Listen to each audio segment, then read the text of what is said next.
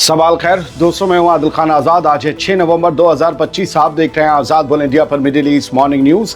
इस शो में आज आपको दिखाएंगे इसराइल का लेबनान पर हमला, हिजबुल्लाह के एक और कमांडर को मार गिराया, गजा में फिर खून फिर लाशें, सीज फायर बन गया मजाक, इसराइली सिक्योरिटी एजेंसियों के बीच हो गई लड़ाई, नेतन्याहू के सामने शिन बेत और आईडीएफ के चीफ भिड़े, अल-अक्सा मस्जिद के करीब इसराइल की नई चाल, नई बस्ती से बढ़ाया कब्जा, यूएई में हुई पहली एमिरेट्स इंटरनेशनल प्रेस कॉन्फ्रेंस, गजा और सूडान का मसला छाया, इसराइल और ईरान की मजम्मत की, अमेरिका और यूरोप को ईरान की नसीहत, कहा पहले भरोसे के समोसे तलो फिर रिश्तों की चटनी होगी तैयार, भारत अफगानिस्तान की कुर्बत से बौखलाई पाकिस्तानी हुकूमत, कहा अफगानिस्तान कर रहा भारत के इशारे पर ब्रेक डांस, इराक में नूरी अल मलिकी की वापसी, कर सकते हैं प्राइम मिनिस्टर की कुर्सी का फैसला, ईरान और सऊदी अरब बढ़ा रहे रिश्ते, ओआईसी को फिर जिंदा करने की हुई बात, अमेरिका का बड़ा दांव, सीरिया से पाबंदियां हटाने की तैयारी, व्लादिमीर पुतिन ने न्यूक्लियर टेस्ट का दिया हुक्म, तीसरी जंग की बू हवा में तैरी,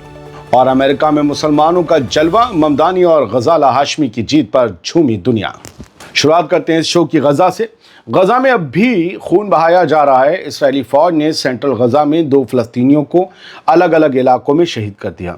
इसराइल का दावा है कि ये लोग सीज फायर की येलो लाइन पार करके इसराइली पोजीशन के करीब पहुंच गए थे, हमने गोली चला दी। उधर हमास ने एक इसराइली कैदी की लाश यानी एक इसराइली होस्टेज की लाश बरामद करके बुध की रात, बल्कि देर रात, रेड क्रॉस के जरिए इसराइल को सौंप दी। इसराइल ने इस बॉडी के मिलने की तस्दीक कर दी है, मगर अभी तक उसकी शिनाख्त नहीं हो पाई है।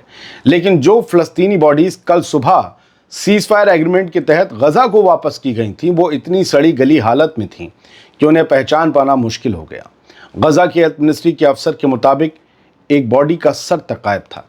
हेल्थ अफसरों का कहना है कि इन बॉडीज की पहचान मुश्किल इसलिए भी हो रही है क्योंकि इसराइल डीएनए टेस्टिंग के साजो सामान को गजा में दाखिल नहीं होने दे रहा।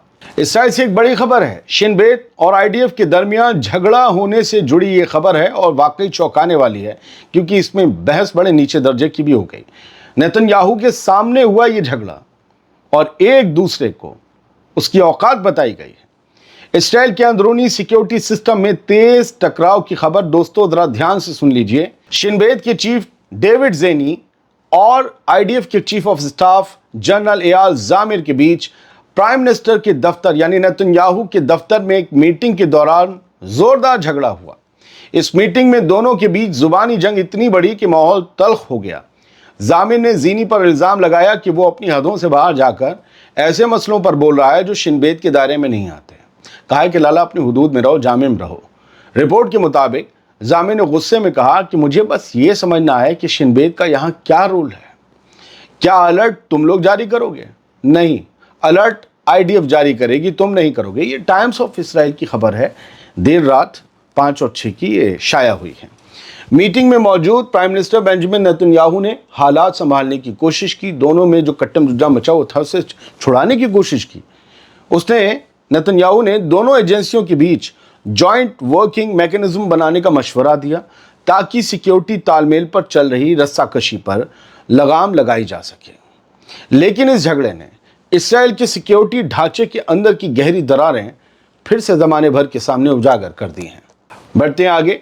इसराइली फौज ने आईडीएफ ने जुनूबी लेबनान में एक ड्रोन हमला करके हिजबुल्लाह के एक अहम कमांडर को हलाक कर दिया, जिसके बाद खित्ते में कशीदगी में इजाफा हुआ है। आईडीएफ ने तस्दीक की कि उसने जुनूबी लेबनान में एक ड्रोन हमला किया है जिसमें हिजबुल्लाह के इलीट रदवान फोर्स के मेंबर हुसैन जाबिर को मार गिराया गया। आईडीएफ के मुताबिक हुसैन जाबिर पर इसराइल और उसके शहरियों के खिलाफ हमले करने का इल्ज़ाम था।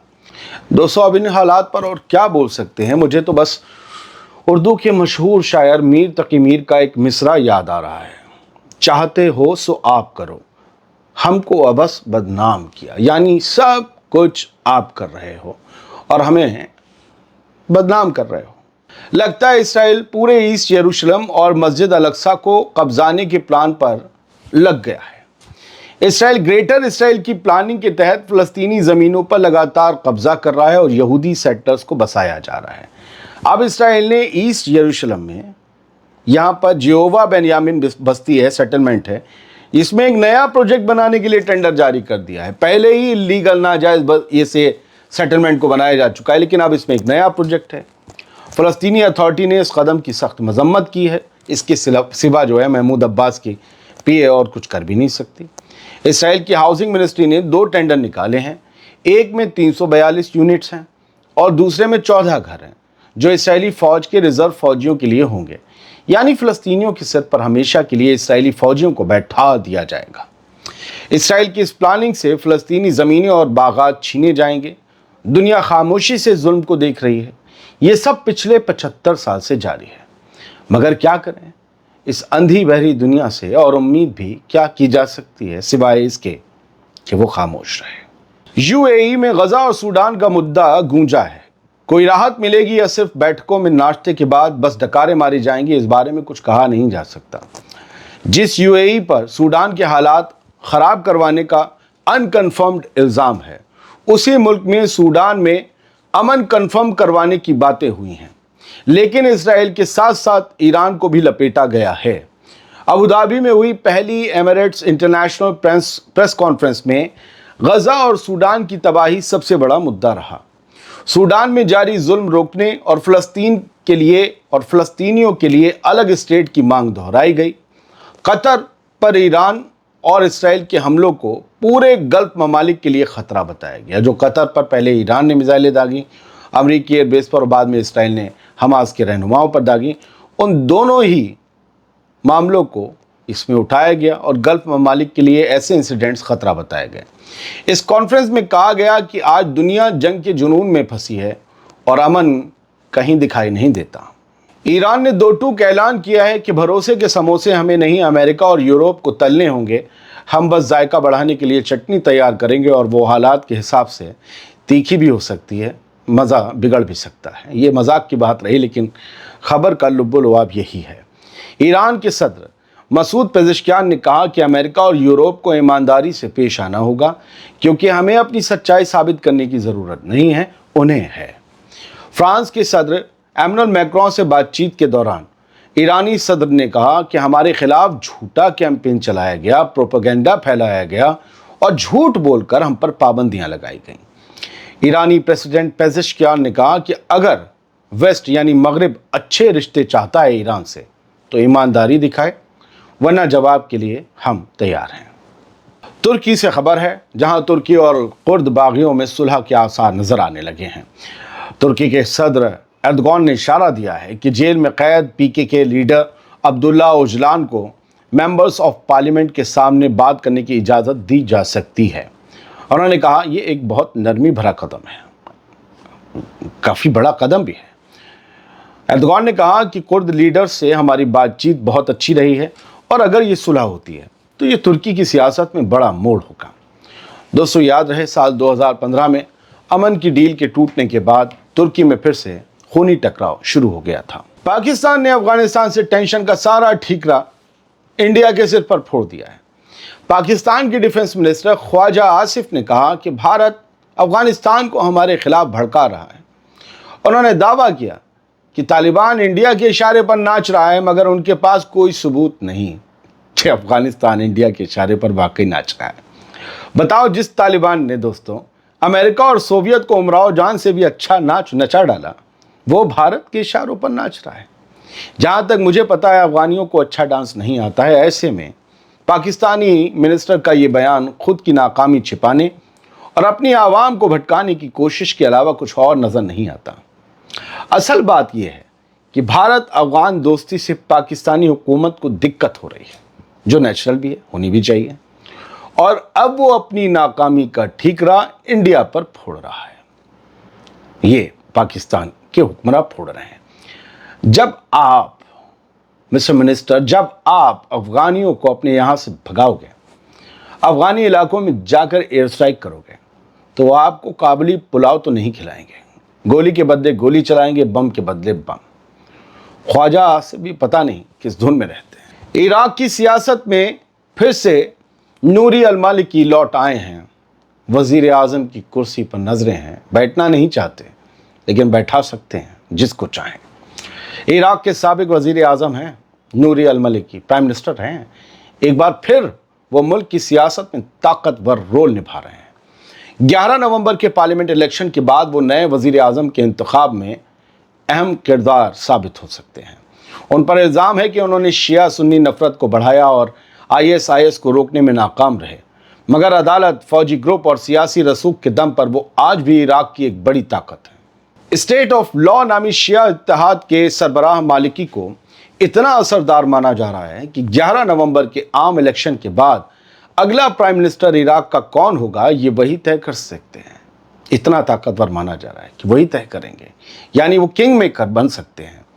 मालिकी, जो अब 70 साल की उम्र के पार हैं, साल 2014 में दाइश के तेज उबाहर के दौरान अमेरिका, ईरान, सुन्नी क़यादत और इराक के आला शिया लीडर्स सभी के दबाव में कुर्सी छोड़ने पर मजबूर हुए थे। लेकिन एक दिहाई बाद, लगभग 10 साल बाद, मालिकी की पकड़ अब भी बनी हुई है और बगदाद की गलियों में फिर यही सवाल गूंज रहा है, क्या मालिकी फिर वापसी की राह पर है? ईरान और सऊदी अरब के रिश्तों में गर्माहट आ रही है। ठंड में यह अच्छी बात है। अमन के लिए अब दोनों मिलकर काम करेंगे। ईरान के डिप्टी फॉरेन मिनिस्टर ने सऊदी अरब का दौरा किया और कहा कि दोनों ममालिक रीजनल स्टेबिलिटी के लिए साथ काम करेंगे।